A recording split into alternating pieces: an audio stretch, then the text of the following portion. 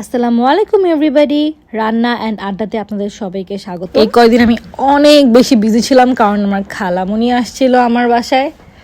চাইছিল সারপ্রাইজ দিতে, but it wasn't the surprise. আজকে আমি বানাচ্ছি হচ্ছে দই চিকেন, অ্যাজ ইন লাইক আমার বাসায় দই ছিল অ্যান্ড চিকেন ব্রেস্ট ছিল, সো আমি একটা উল্টো পাল্টু ডিশ বানিয়ে ফেলছি।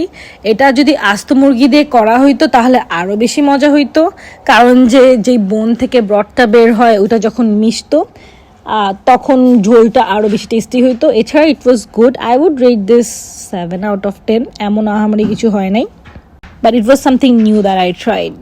সিন্স এটা স্লো কুক করতে হয়, যখন আমরা স্লো কুক করবো তখন বোনগুলি থেকে হাড্ডি থেকে অনেক সুন্দর করে ব্রডটা বের হয়ে ঝোলের সাথে মিশবে এবং মজা বেশি লাগবে।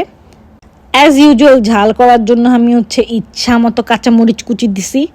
ইনশাল্লাহ সামনে আমি আরও বেশি ব্লগ নিয়ে আসবো, ওয়েট অ্যান্ড ওয়াচ।